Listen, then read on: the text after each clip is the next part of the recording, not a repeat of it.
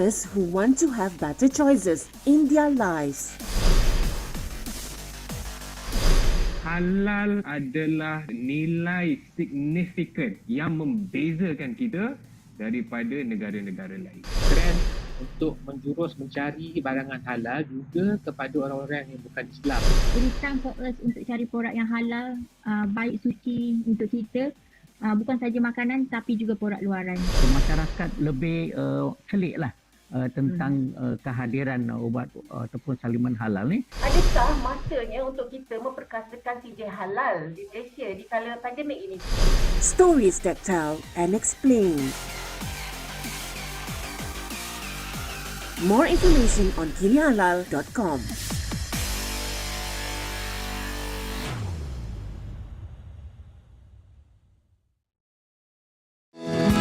Malaysia is one of the 12 mega biodiverse countries in the world.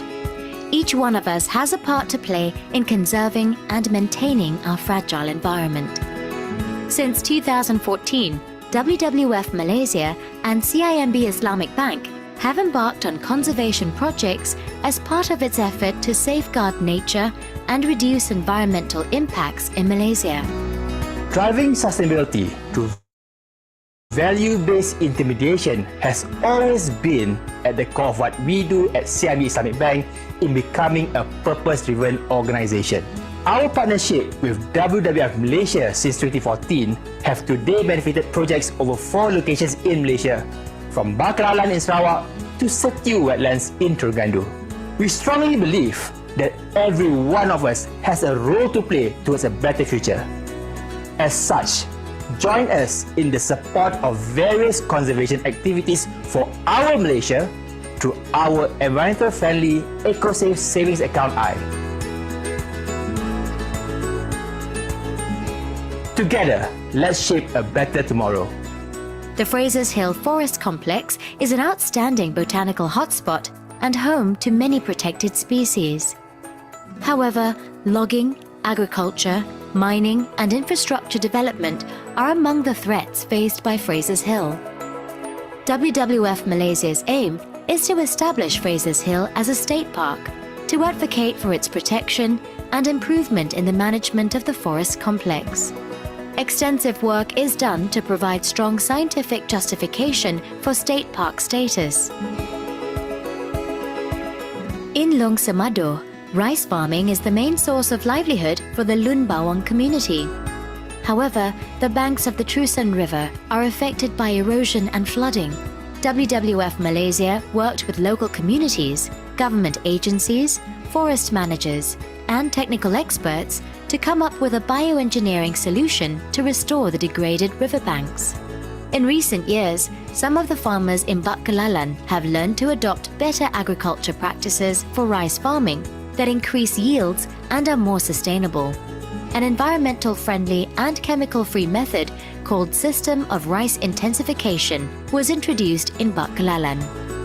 The program has been so effective that the number of plots using the SRI approach has more than doubled in a year. The Ulu Muda forest in the northeastern corner of Kedah is an outstanding area for wildlife conservation. Conservation work requires positive engagements with multiple major stakeholders. As the Ulu Muda Forest Complex is a major water catchment area that irrigates the Rice Bowl of Malaysia, WWF Malaysia's work extends far beyond raising awareness about the importance of conserving Ulu Muda, providing critical and credible scientific findings on the landscape's biodiversity. Setiu wetlands deliver various ecosystem functions and services that are essential in fulfilling human needs, supporting livelihoods, safeguarding biodiversity, and providing a basis for sustainable development. WWF Malaysia undertakes 2 key conservation interventions in Setiu wetlands in Terengganu. Firstly, to strengthen the protection and sustainable management of wetlands biodiversity and resources. And secondly, to promote the protection and conservation of Setiu wetlands through education and awareness programs. We applaud CIMB Islamic for championing sustainability efforts in Malaysia. The EcoSave initiative turned these green efforts into a reality. Thank you, CIMB Islamic. We look forward to your continued support. Together, possible.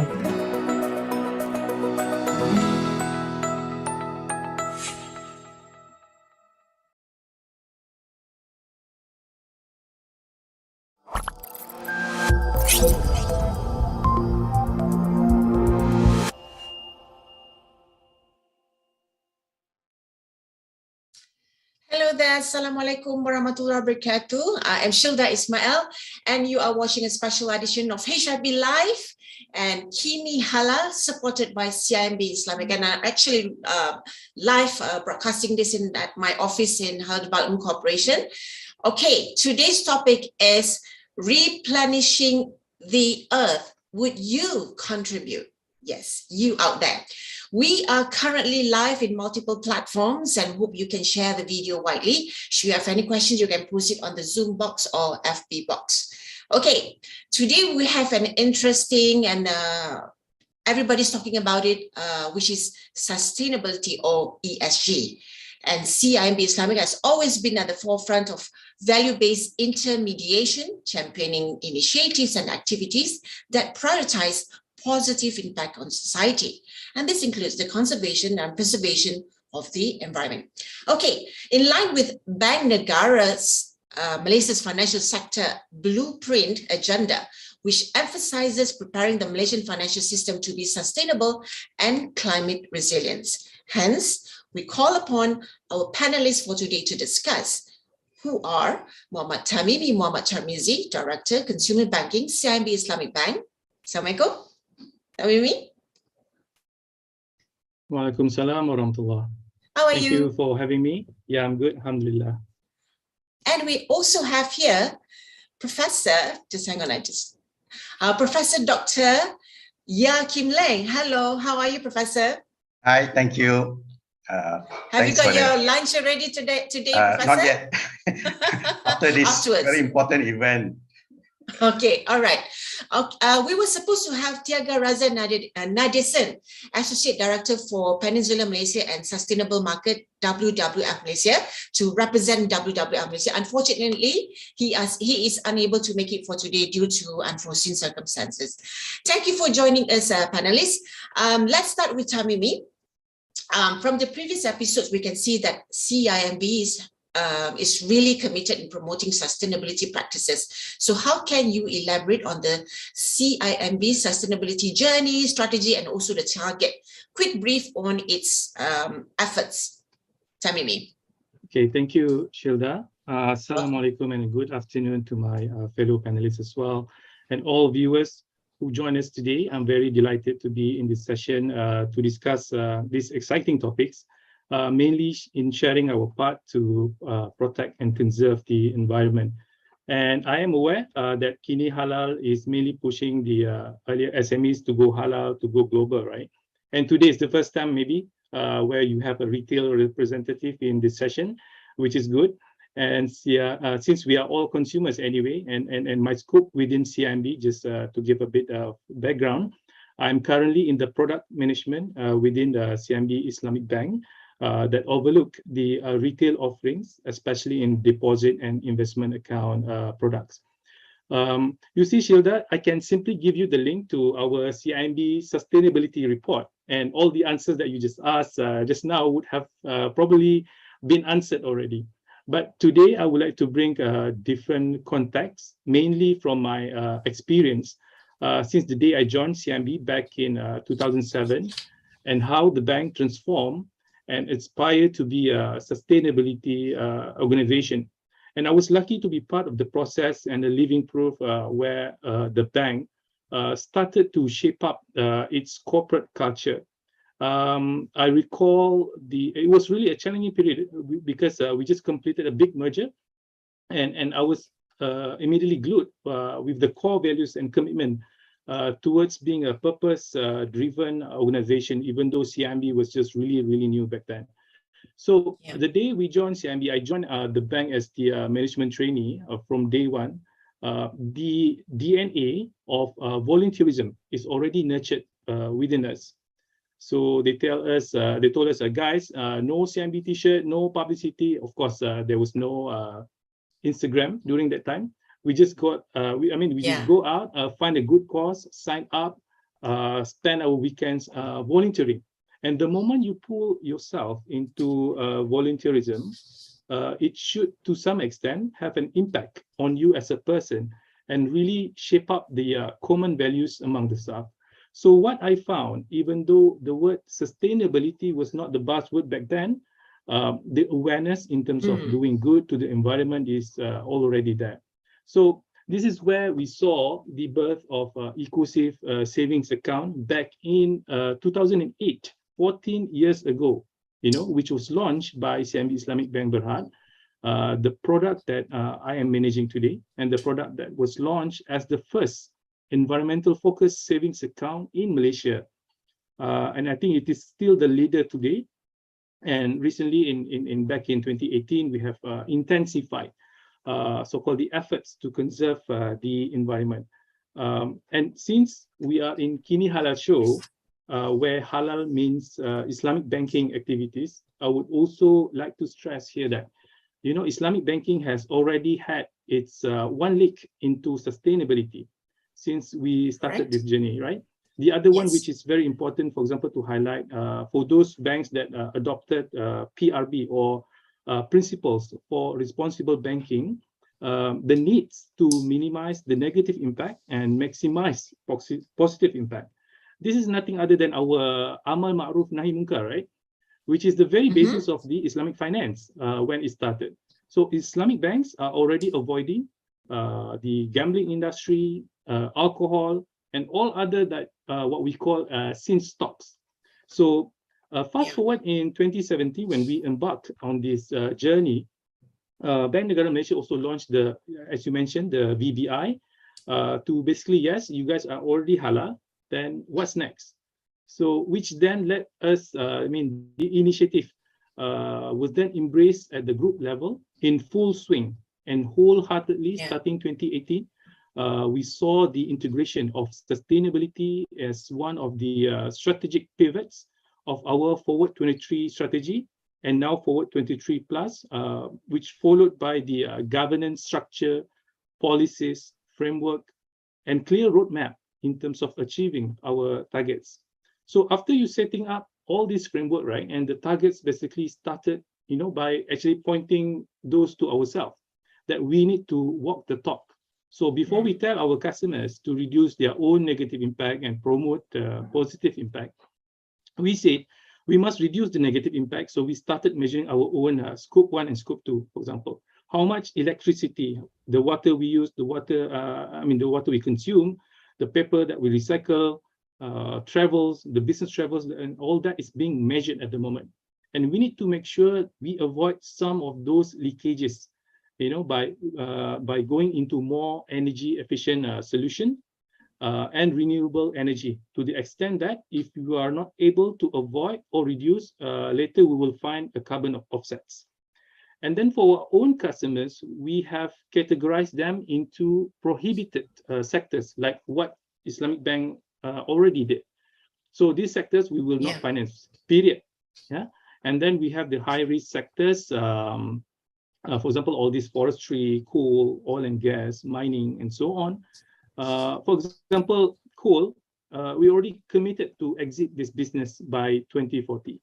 There are certain, like palm oil industry, we will only finance if they have this NDPE, no deforestation, no peat, no exploitation commitments, and they are certified either RSPO or locally via MSPO, for example. And that will have to go through what we call the enhanced sustainability due diligence. So that's a process which is very similar to Islamic banking, and of course it's very aligned to Islamic banking principle, but it is much broader. Hence, I think why we also wanted to advocate or lead the path through collaborations and knowledge sharing. And for viewers out there, including our panelists here today, please, welcome to sign up our upcoming Sustainability Summit, the Cooler Earth 2022. And the event will be held on 20th to 24th September.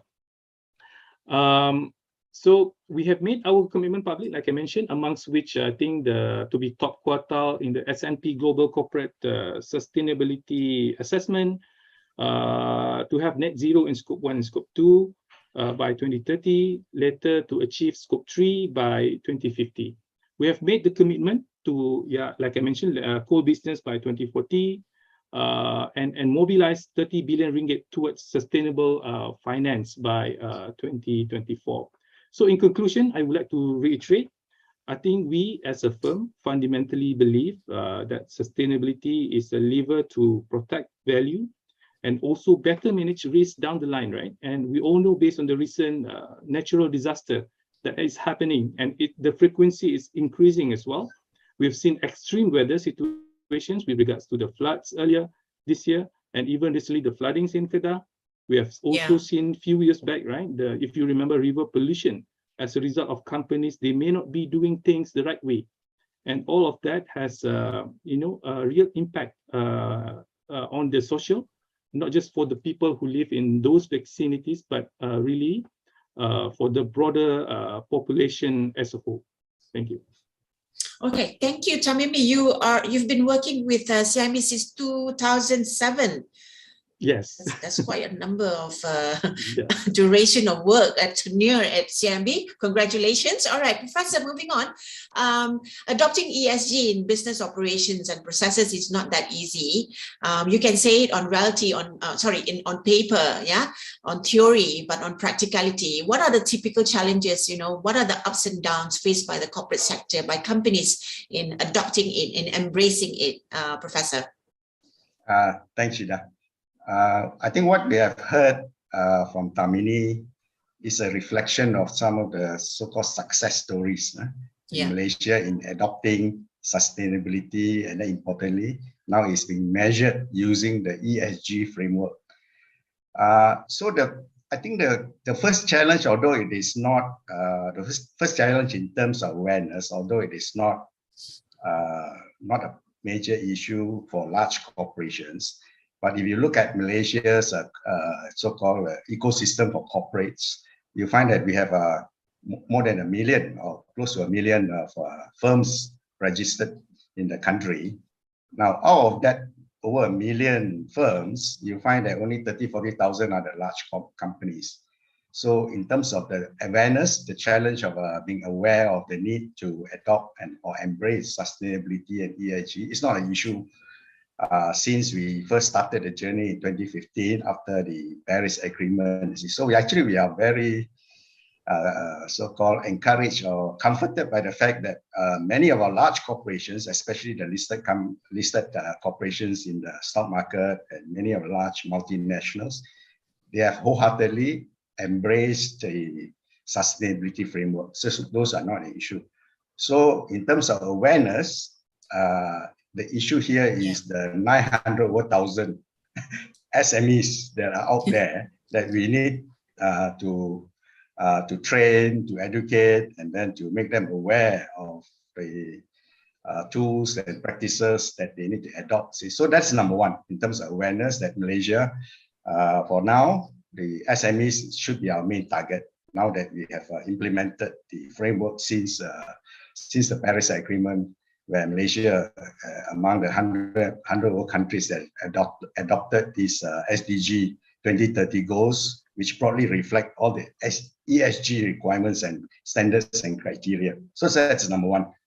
Number two is actually, challenge is actually the resources, both in terms of manpower and funding, and then importantly, the commitment by the top leadership.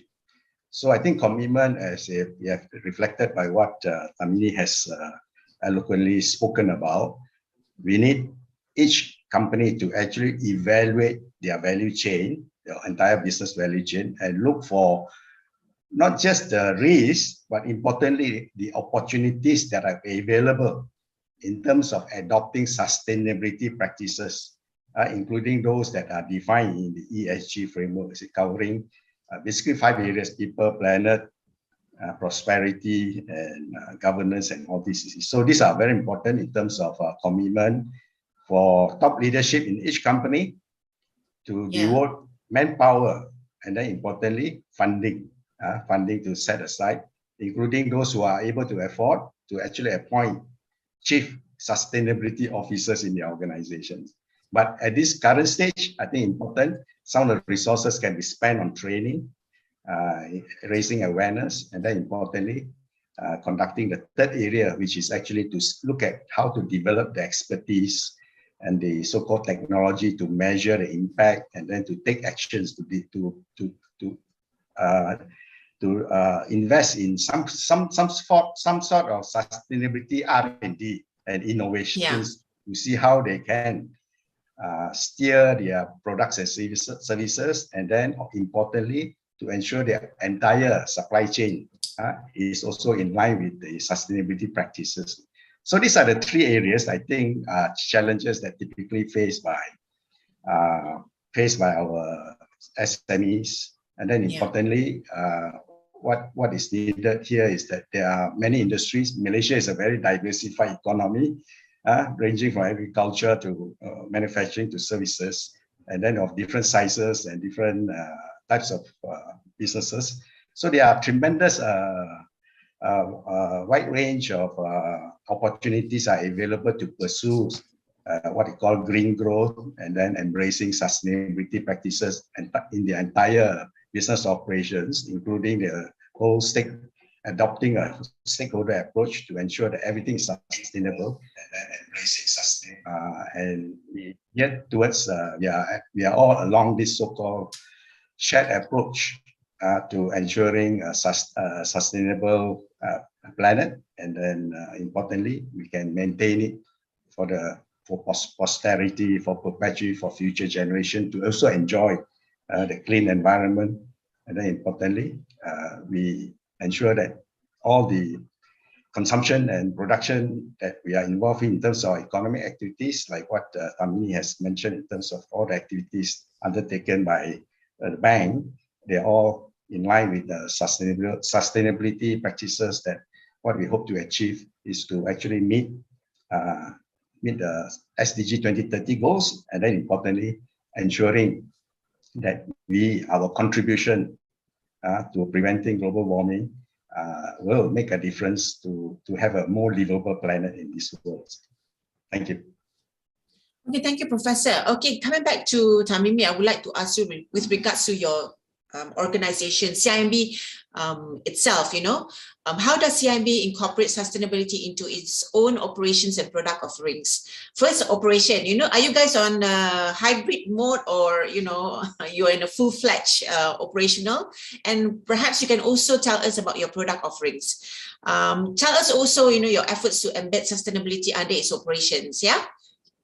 What about CIMB? Go ahead, Tamimi.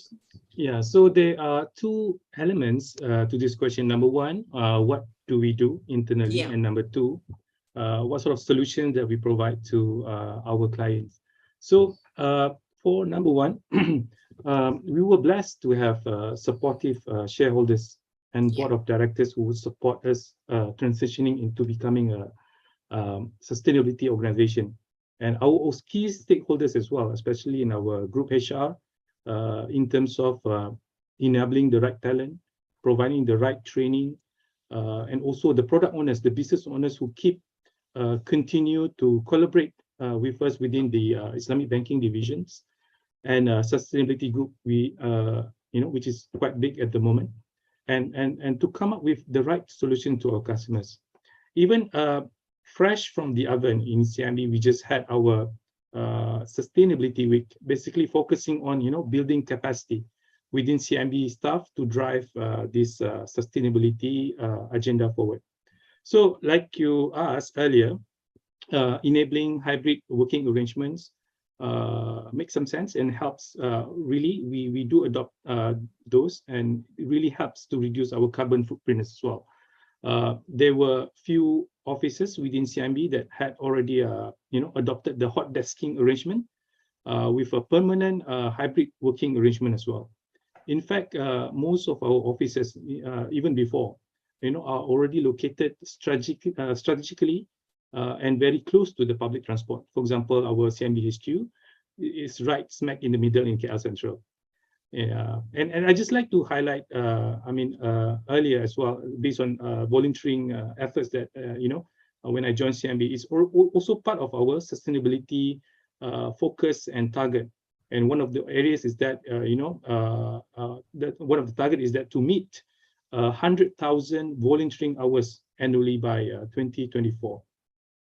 So secondly, for our clients, we do offer green focused products, and these products are now being pushed as our hero products. For example, like I mentioned earlier, under my shop, we have the EcoSafe savings account, and in this question, I think I would like to elaborate more on that features. So basically, CIMB Islamic Bank will contribute 0.2% out of the average portfolio balances in EcoSafe to support green focused activities. So since 2008, we have contributed about 3.5 million worth of green projects, amounting to a total of 14 projects. So this include conservation works, rehabilitation, education, advocacy, and this is where we collaborate with partners like WWF-Malaysia, GEC, Free Tree Society, and recently we tied with the Taman Tugu Park. So we have now document and publish all these activities, the green activities, together with those impacts in our website, the cimb.com.my/ecosafe, and this is so that the public and our customers would be updated about the EcoSafe activities. So in a way, we not only offer the so-called the right product for them, the green products, but also the updates, the sharings that we do basically would promote positive impacts towards our customers as well. Yeah, thank you, Syilda. Mimi, going back to, as what Tami has mentioned, for more information on EcoSafe Eyes, so you can visit, we have the links there. It's www.cimb.com.my/ecosafe. So let's go on to Professor. What are the policies that have been set by the government as the key role in spearheading the ESG agenda for the corporate sectors? Do you think the government is giving the initiative, the awareness to corporate sectors, to SMEs? Yeah, I think that's a very important, because what drives change is actually policies set by the national government. Now, I think it's important to note that for the national framework for sustainability is actually based on the SDG, but at the firm and corporate level, it is the ESG framework that actually mirrors the SDGs. So when the government is driving, for example, the development plan, it has incorporated SDG as the core of the Drive Malaysia plan. Okay, the Drive Malaysia plan is based largely on meeting the SDG goals, and likewise, they have the government's policies and action plan has also made it a point to actually advance ESG agenda, basically mentioning that they will require the private sector to actually undertake ESG practices to ensure that Malaysia remains competitive globally while securing a sustainable future. So that is the overarching policy that actually will support adoption of ESG before it becomes a national requirement or mandatory requirement. I think it's important that we take a gradual, the journey actually involves voluntarism and voluntary adoption of ESG that is in line, mirrors the SDG goals. And then very important, there's a statement that says that industry players will be required to adopt the ESG elements in their business practices. So it's very clear cut in terms of a policy agenda. The Malaysian government is actually driving, extolling for now, the private sector to actually embrace ESG fully in their business plans, because their ultimate goal is actually to promote a low carbon and climate resilient economy, and then importantly, prosperity for all based on inclusive growth that actually covers the social and governance perspective of the ESG. So by contributing to the SDG, companies, when they implement achieve their ESG performance, they also contribute to overall national development in meeting our long-term sustainability goals. So I think there's no question that ESG will be the key driver of business innovations and future performance in terms of their ability to meet all the requirements, both locally and also internationally, because globally there are all kinds of initiatives at the producer level as well as the consumer level and the investment level of the financial sector. They're all driving the adoption of ESG principles and practices in ensuring that all stakeholders actually adopt the ESG. So I think from a policy perspective, it's very clear, very clear that ESG will be the way to go for all big and small firms. I think for now, the big firms are not an issue. I think what's comforting here is that we already have all the frameworks, the necessary resources and tools, including very good support from a data perspective from the statistics department that publishes the SDG plan or statistics of Malaysia's achievement of SDG targets. And so all these are part and parcel. What I see here is that firms will have a lot of resources that they can draw upon, and now is actually to evaluate how they can contribute from their perspective, from their business angle, both in terms of securing the growth opportunities that are available in adopting the ESG approach, especially in terms of green investment, and then importantly, also contributing to a better environment, to a better society, and then importantly, prosperity for all based on equity and inclusiveness. So all these are very broad principles. So the challenge is for individual firms to see how they can fit in and contribute in a meaningful way, because these are all very fulfilling. You are able to achieve ensuring sustainability and prosperity and for all. I think that's something very noble. So it actually incorporates a lot of Islamic values as well as a lot of universal principles and values that are embraced by everyone. So we are very hopeful that all the initiatives that are undertaken by both CIMB Islamic and other major corporations in the country, including my own Sunway University, will come to fruition in terms of pushing Malaysia to achieve a higher level of SDG, meeting the goals, and then importantly, getting ESG being the core driver of corporate activities, because it actually have what they call represents a more secure and sustainable future for all. Yeah. Yeah, okay, thank you, Professor. Here, Syilda. I mean, echoing Prof mentioned just now about Sunway University. I recently interviewed an intern who wants to do an internship in CIMB, and I was quite surprised the level of awareness that the student has about the sustainability agenda efforts and everything. They were kind of up to date with regards to this agenda, which is very good. And also the readiness in terms of getting the so-called SME to, I think the corporate world is in good hands at the moment, but SMEs, we need to step up. And I think in the last session under Kinihalal, Syilda, that you interviewed one of my colleagues as well, the Green Biz Ready, whereby we provide certification and training for free for those who wants to become to be more sustainable in their organization.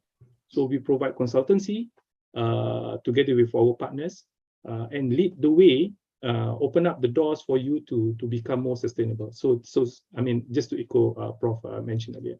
Thank you. Yeah, congratulations, Sunway. Okay, going back to CIMB, perhaps Tamimi, will you be able to give us an advice? How do we contribute towards to be more to adopt more sustainable lifestyle, especially within the financial services. They've been saying, reduce waste, carbon footprints, go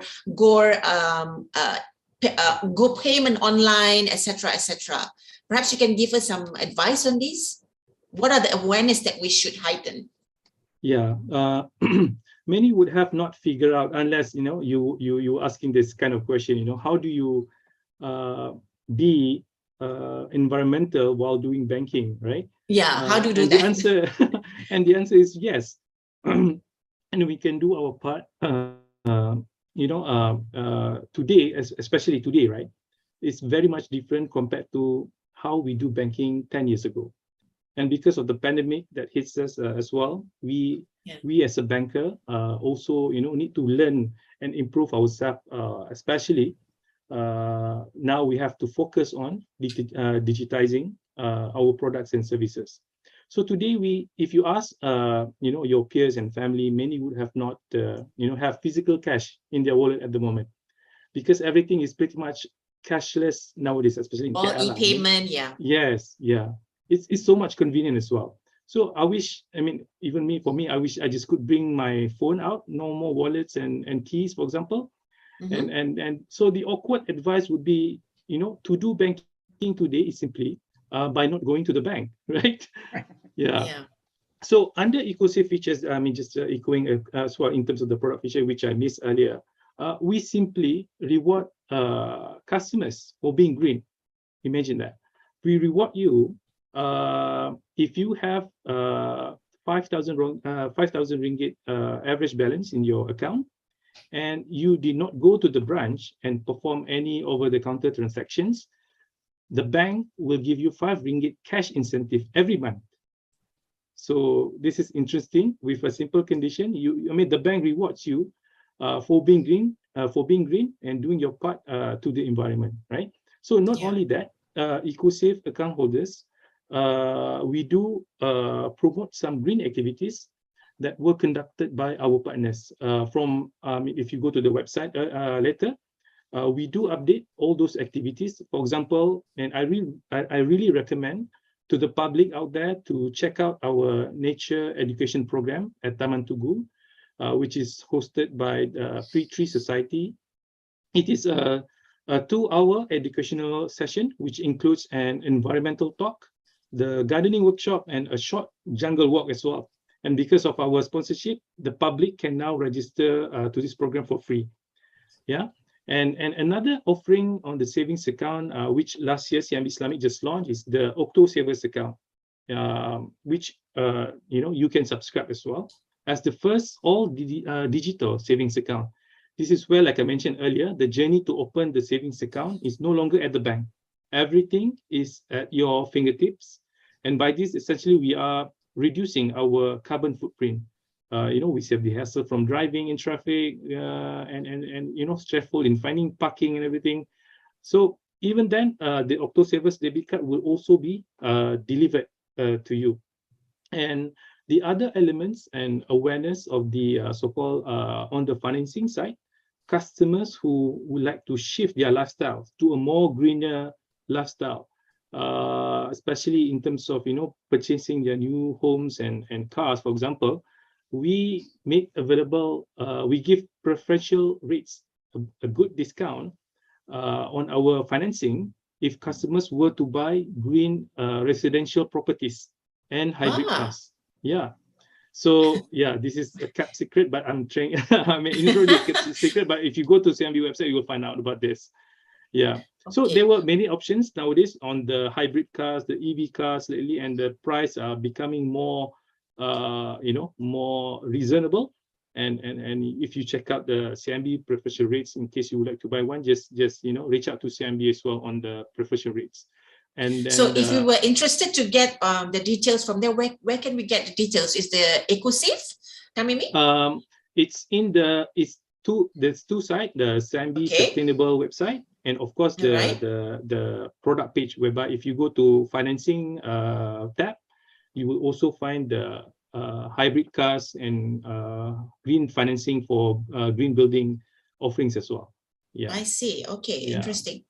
Okay, moving on to Professor. I would like to somehow ask you, because Tamia has mentioned, he was surprised to, and he even was, to be happy when his Sunway University student came and become an intern in CIMB. So how do you inculcate the culture, the sustainability culture? Do you have volunteerism programs, or do you have internship program or something? Perhaps you can tell us what are your activities.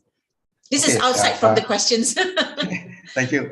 I think that's a very important part of what they call how we plan in a comprehensive and holistic manner, the activities that cover education, so that education will dispel any ignorance or wrong views or misperception about sustainability practices. Because typically people think that if you adopt sustainability, there is a trade-off with profitability and bottom line considerations.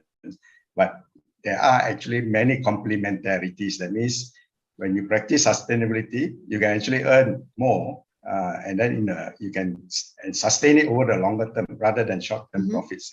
So that's one, education and awareness comes together. And then the second one will be undertaking some research. That's why under our founder, Dr. Jeffrey Chia has set aside some money to basically establish the Jeffrey Sachs Center on Sustainable Development. So that under that center, it conducts research on sustainability issues, and very importantly, it also runs Masters in Sustainable Development programs. And an outcome of that program is that now we have many masters in sustainable development that have previously they were chief sustainability officers in their respective organization. And what I find interesting here is that in terms of the academic qualifications of firms, when we compare between Singapore and Malaysia, there was a recent statistic that suggests that Malaysia, the qualifications of our chief sustainability officers were much more higher in terms of their qualification compared to even Singapore. See? So what it means here is that institutions that are able to provide access to so-called advanced training, like these graduate programs, they play a very useful role in enhancing the reputation and the credibility of corporations in terms of implementing this SDGs and ESGs. You see. So I think it's a very important signaling advice in terms of having the right expertise to actually run this your individual sustainability programs in their respective organizations. So training is a research and development. That's one. I mentioned earlier. The third one is actually outreach programs. I think there are many outreach programs. I think CIMB Islamic has implemented many of the outreach programs that are very helpful. That what I find is very interesting is that they are able to synchronize or synergize with their products and services to make them so-called green products. So that's why there are growth and profitable opportunities in undertaking green activities. Yeah. Okay. All right. I have some questions coming from the members of the audience. This would pose to Tamimi. Does your bank have a streamlined digital process in place to evaluate when to cross-sell and to evaluate and log the business finance needs of SME client? Okay. Okay. I think this is the second question. As an individual, what are the least we can do to help in replenishing the earth? Okay, the second one will be for Prof. As an individual, what are the least we can do to help in replenishing the earth? Okay, the first one, Tamimi? Yeah, I think the specific question was meant for SME clients, right? And I think in terms of solutioning, in terms of digital ability, I think we do have. I think you guys also covered this in your previous sessions in terms of digitalization offerings. And the moment we onboard the customers with us, the solutioning for customers is already there. in terms of, advising customers to, what will be the right products for them, and of course, advising them to be to scale up, to be more resilient, in regards to being more sustainable business, for example. So yes, there is this platform in place. Yeah. Maybe I'm just coming up from the questions from here. Let's say your clients, let's say, isn't sure, should I go into Greenpeace or should I go into your Greenpeace Ready programs, or should I go to your Halal Biz Ready program? Sorry, I'm from the Halal department. So where should I balance myself? Because Halal and ESG has many similarities. Yeah. So perhaps maybe you can answer. That's personally coming from me. Okay, good question.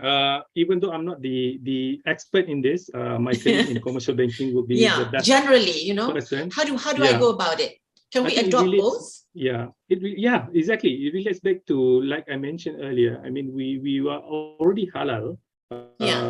And what's next? Being halal is just not sufficient enough. It's just halal certification. But to go beyond halal, to deliver more values, not only to the business, but towards environmental, to social, and good governance. You can also onboard your SMEs to become, the Greenpeace Ready platforms.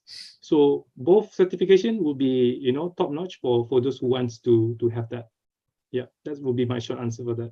Okay, all right. Okay, so can we go back to Professor? So how do we individually adopt into, a lifestyle or help in replenishing the earth? What are the least we can do to help in, the least? I think what we can do more to replenish the earth. Yeah, I think from an individual perspective, whether we are employer or consumer or producer, whoever we are in our respective role as consumers or producers, I think it's important to be aware of the so-called environmental and social responsibility that we have in terms of our activities. And so for individuals, I think in the case specific to Malaysia, I think we can, as an individual, try to adopt what it calls sustainable consumption. I think importantly, we still need to continue our previous so-called these activities in terms of 3 R's: reduce, reuse, and recycle. Very important to reduce our carbon footprint. That's number one we can do. So participate in all these green activities that try to minimize pollution, especially our home waste, and then reduce excessive or wasteful consumption. That's another one, because that itself will also reduce our exposure to health risk, but at the same time enhance our so-called adopt this healthy lifestyle to enhance our well-being from a health perspective, and that's very important as well. And then perhaps also we should take part in this so-called long journey, very so-called perpetual journey, by participating in all the social activities that are organized by NGOs and civil societies when they're trying to promote their cause in terms of conserving the environment, reduce pollution, preventing loss of biodiversity, and then importantly, ensuring the rights of everybody, including the foreign workers, are taken care of, so that no one is left behind. Everyone has opportunities. So from an employer's perspective, what I like to point out is ensure inclusivity and I think in your case, gender diversity, because we are not tapping into the full potential of the other half of the population. Yeah. Okay, I have another question for Prof. Numbers of corporate sectors have gathered their efforts into the Go Green programs. Yeah, and let me go. From that, how do these efforts influence the cost of conservation? Yeah, I think those are very important, because conservation programs, they do have an impact, especially if they are able to provide additional funding to undertake some of the conservation activities and measures, like for example, protecting a certain area from exploitation, reducing harvesting, and all these. So all these contributions are very necessary, because most of the groups that are into environmental conservation, they do not have the necessary resources. They do not have the sufficient resources to undertake a lot of conservation and remedial measures needed to restore the environment. So I think the more Malaysian companies, especially those who are embarking on this ESG journey to contribute towards the environmental activities, I think important for them to continue to do so, and perhaps increase their contribution, so that all these activities that require a lot of funds can be expanded by using the initiatives and the resources of the NGOs and all these environmental groups, such as WWF. Yes. Yep. Okay. Speaking on WWF, then maybe perhaps you can also mention, CIMB Islamic has done a lot of partnership and affiliation in eco-friendly programs and activities with WWF, and perhaps coming from CIMB, how do these efforts influence the cause of, as mentioned by Prof, the cause of conservation? So WWF, basically one of our heavyweight and long-term partner in delivering the conservation works, simply because they have the capacity in terms of the knowledge and know-how and skill resources. And the way we approach conservation efforts with WWF is always a science-based approach. And through science and data that the team in WWF gather, these findings and impact analysis will then be presented to the key stakeholders, mostly the state government, including the federal government and other communities. And later, these recommendations will shape up the conservation efforts that we do. So to date, we have committed about 4 conservation projects with WWF, ranging from different geographical area. For example, in the north, we have the Ulu Muda conservation in Kedah. Okay. In Central East, we have Fraser's Hill conservation. In the East Coast, we have the Setiu Wetlands conservation in Terengganu. And in the Borneo, we have the sustainable rice farming efforts in Sarawak. I think you've seen those in the first video that we saw. And as we speak, we are looking to expand our conservation reach to other states, as well as with the support of our customers who save with us. The more balances in EcoSafe, the more green activities that we can do. So I don't think I can cover much of the project, but in short session here, I can simply highlight the recent collaboration in Ulu Muda conservation in Kedah. So if you look at the map, Ulu Muda is one of the last and largest spreads of our lowland forests in Peninsula, which is also bordering Thailand. I have the opportunity to join for a field work trip together with the protected area team in WWF-Malaysia to assess where we are now today in terms of the health of our forest complex and understanding the threats that are coming.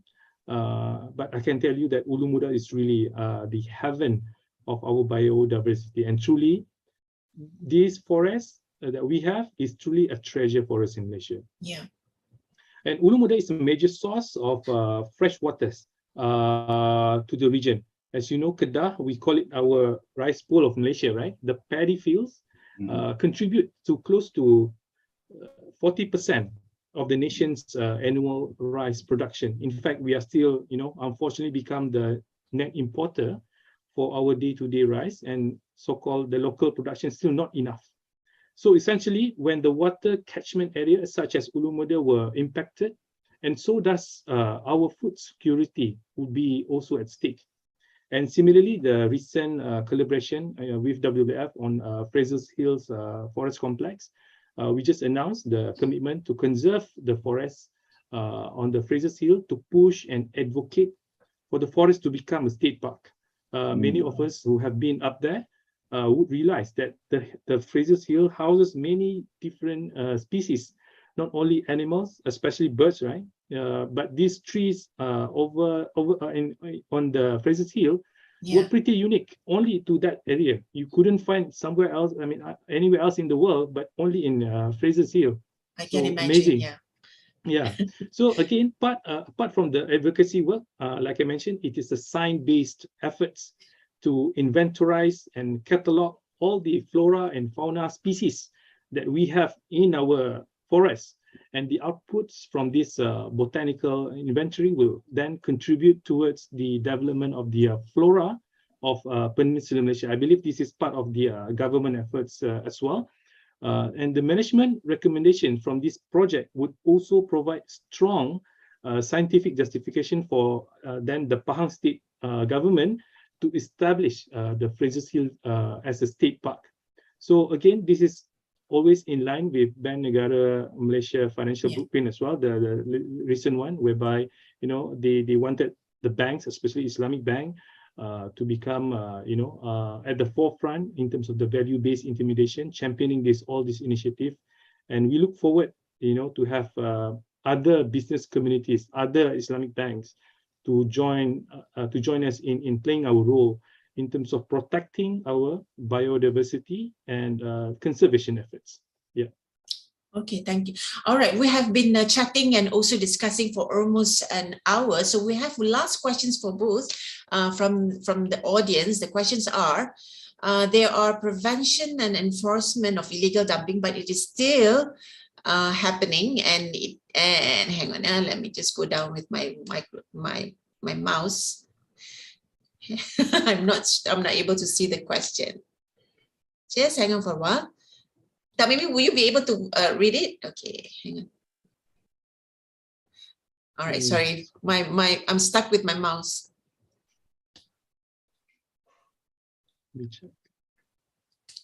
Okay, and the efforts goes into Go Green programs and how this. Sorry, this is not the question. Sorry, again. Maybe can you see the question from the members of the floor? No. Okay. Yeah, I think I can read the question. Okay, all right. There are prevention and enforcement of illegal dumping, but it still happened and it came from the corporate sector itself.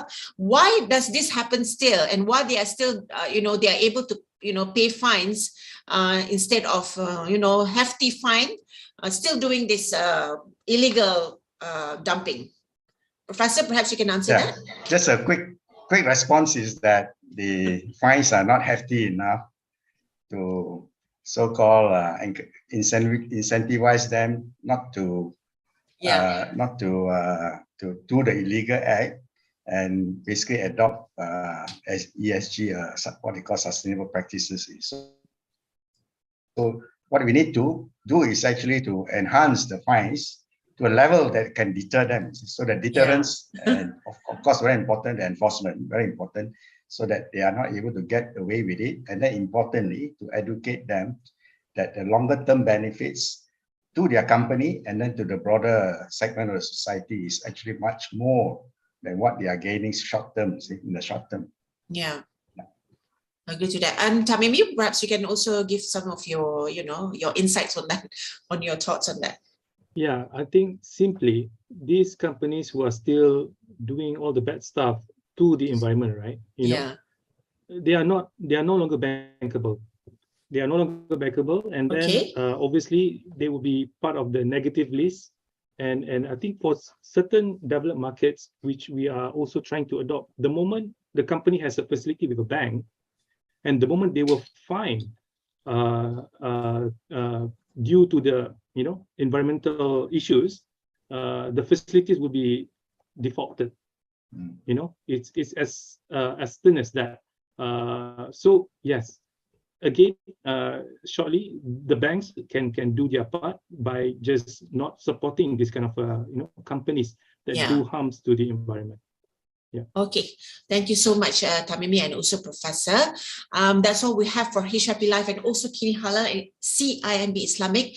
Hope this awareness and discussion will contribute positively towards the betterment of the environment, to the local communities and the general economy at large.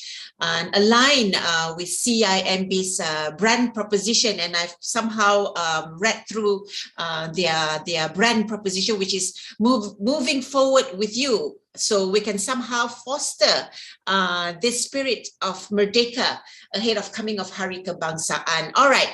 So with that, I'm Syilda Ismail. For those joining us, thank you so much. And thank you so much to Tamimi and Asu Professor for being with us in this episode. And with that, I'm Syilda Ismail again. Thank you. And hopefully you can share this video as widely so that those who listen to this can also benefit from what we have discussed. And with that, I will say Assalamualaikum and see you again. Bye-bye. Thank you. Thank you. Bye-bye. Thank you. Bye-bye. Malaysia is one of the 12 mega biodiverse countries in the world. Each one of us has a part to play in conserving and maintaining our fragile environment. Since 2014, WWF-Malaysia and CIMB Islamic Bank have embarked on conservation projects as part of its effort to safeguard nature and reduce environmental impacts in Malaysia. Driving sustainability through value-based intimidation has always been at the core of what we do at CIMB Islamic Bank in becoming a purpose-driven organisation. Our partnership with WWF-Malaysia since 2014 have today benefited projects over 4 locations in Malaysia, from Bakalan in Sarawak to Setiu Wetlands in Terengganu. We strongly believe that every one of us has a role to play towards a better future. As such, join us in the support of various conservation activities for our Malaysia through our environmental-friendly EcoSafe Savings Account I. Together, let's shape a better tomorrow. The Fraser's Hill Forest Complex is an outstanding botanical hotspot and home to many protected species. However, logging, agriculture, mining and infrastructure development are among the threats faced by Fraser's Hill. WWF Malaysia's aim is to establish Fraser's Hill as a state park, to advocate for its protection and improvement in the management of the forest complex. Extensive work is done to provide strong scientific justification for state park status. In Long Semado, rice farming is the main source of livelihood for the Lun Bawang community. However, the banks of the Trusan River are affected by erosion and flooding. WWF Malaysia worked with local communities, government agencies, forest managers, and technical experts to come up with a bioengineering solution to restore the degraded riverbanks. In recent years, some of the farmers in Bakalan have learned to adopt better agriculture practices for rice farming that increase yields and are more sustainable. An environmental-friendly and chemical-free method called System of Rice Intensification was introduced in Bakalan. The program has been so effective that the number of plots using the SRI approach has more than doubled in a year. The Ulu Muda forest in the northeastern corner of Kedah is an outstanding area for wildlife conservation. Conservation work requires positive engagements with multiple major stakeholders. As the Ulu Muda forest complex is a major water catchment area that irrigates the rice bowl of Malaysia, WWF Malaysia's work extends far beyond raising awareness about the importance of conserving Ulu Muda, providing critical and credible scientific findings on the landscape's biodiversity. Setiu wetlands deliver various ecosystem functions and services that are essential in fulfilling human needs, supporting livelihoods, safeguarding biodiversity, and providing a basis for sustainable development. WWF Malaysia undertakes 2 key conservation interventions in Setiu wetlands in Terengganu.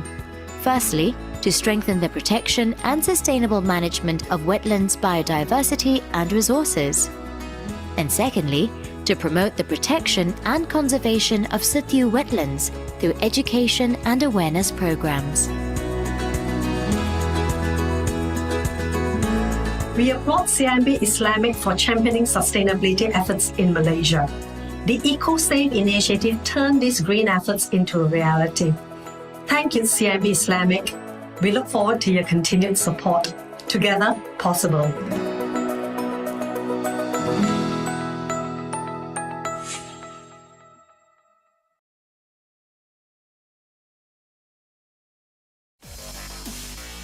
Consumers who want to have better choices in their lives.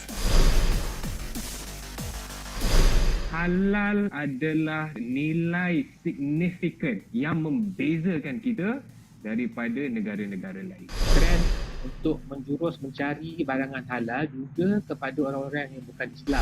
Jadi time for us untuk cari produk yang halal, baik suci untuk kita, bukan saja makanan tapi juga produk luaran. Masyarakat lebih celik lah tentang kehadiran ubat ataupun saliman halal ni. Adakah masanya untuk kita memperkasakan CJ halal di Malaysia di kala pandemik ini? Stories that tell and explain. More information on kinihalal.com.